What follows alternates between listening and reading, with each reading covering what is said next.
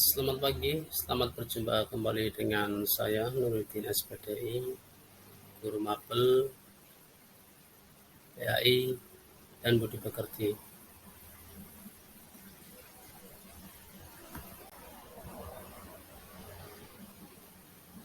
Assalamualaikum warahmatullahi wabarakatuh. Adik-adik sekalian, pada pertemuan kali ini kita akan membahas materi keteladanan Rasulullah Shallallahu Alaihi Wasallam dan sahabatnya. Nabi Muhammad Shallallahu Alaihi Wasallam sejak kecil sudah menjadi yatim piatu. Oleh sebab itu, beliau sangat mencintai anak yatim dan menganjurkan umatnya untuk merawat, mendidik, dan mencintai anak yatim. Di samping itu, Nabi Muhammad SAW terkenal sangat jujur. Sikap jujur tersebut sudah diperlihatkan sebelum beliau diangkat menjadi Rasul, sehingga beliau mendapat gelar Al-Amin. Pada usia remaja, beliau diminta bantuan oleh pamannya untuk membawa barang dagangan Siti Khadijah binti Khuwailid yang kaya dan dihormati di kota Mekah. Pada usia 35 tahun, Nabi Muhammad SAW bersama-sama dengan orang-orang Quraisy diminta untuk memperbaiki Ka'bah. Ketika pembangunan sudah sampai ke bagian Hajar Aswad, bangsa Quraisy berselisih tentang siapa yang mendapatkan kehormatan untuk meletakkan Hajar Aswad ke tempatnya semula. Pada akhirnya, mereka sepakat menunjuk Muhammad SAW sebagai orang yang tepat untuk melakukan hal tersebut.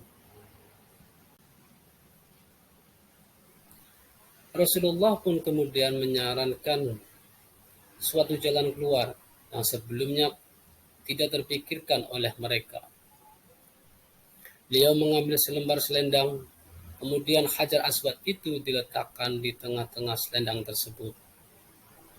Beliau lalu meminta seluruh pemuka kabilah yang berselisih untuk memegang ujung-ujung selendang itu. Mereka kemudian mengangkat Hajar Aswad itu bersama-sama. Setelah mendekati tempatnya, Rasulullah SAW yang kemudian meletakkan Hajar Aswad tersebut. Baik, adik-adik sekalian, sekarang kita lanjut ke materi berikutnya, yaitu kepemimpinan sahabat Rasulullah Sallallahu Alaihi Wasallam. 1. Kepemimpinan Abu Bakar As-Siddiq. Yang kedua adalah kepemimpinan Umar bin Khattab.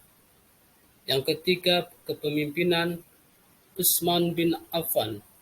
Dan yang keempat adalah kepemimpinan Ali bin Abi Thalib. Khalifah Abu Bakar As-Siddiq radhiyallahu anhu. Abu Bakar adalah khalifah pertama setelah Nabi Muhammad SAW wafat. Ia lahir pada tahun 571 Masehi. Nama lengkapnya adalah Abdullah bin Abi Quhafa At-Taimi.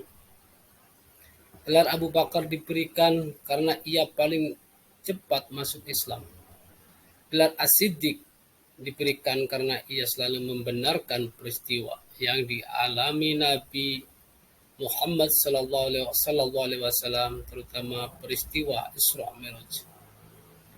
Ia menjadi khalifah pada tahun 632 Masehi sampai dengan 634 Masehi. Abu Bakar adalah sahabat Nabi sallallahu alaihi wasallam yang tertua dan paling dekat. Ia juga menggantikan Nabi Muhammad SAW sebagai imam salat sewaktu beliau sakit.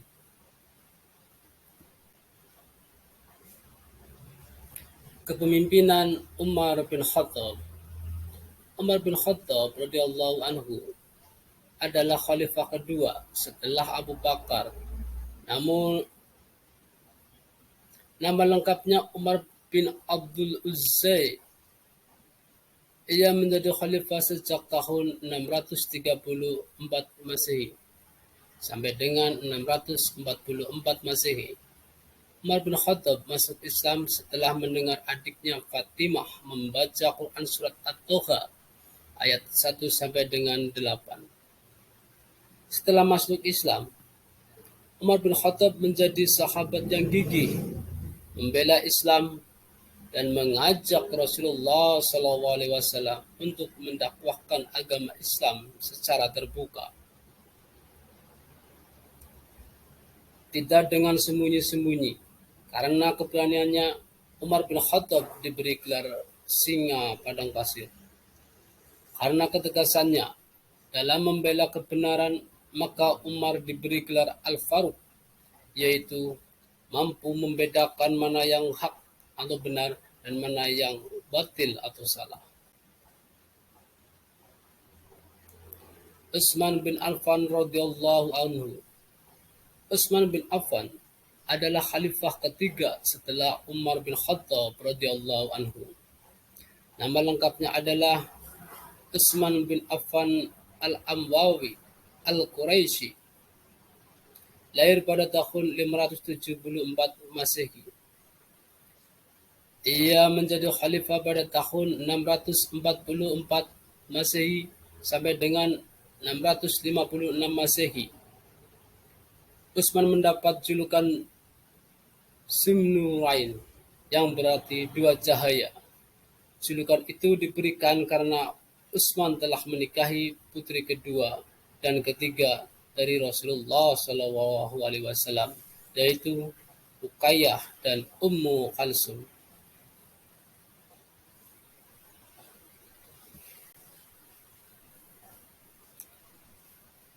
Ali bin Abi Thalib adalah khalifah keempat setelah Utsman bin Affan. Ia adalah anak dari paman Rasulullah SAW, yaitu Abu Thalib.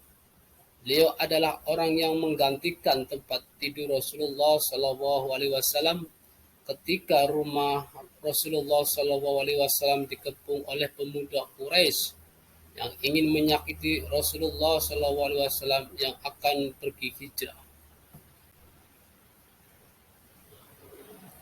Demikianlah sedikit gambaran kisah keteladanan Rasulullah SAW dan sahabatnya. Terima kasih. Semoga materi ini bisa bermanfaat dan bisa dijadikan sebagai sumber belajar dan suri teladan untuk kita semua. Amin.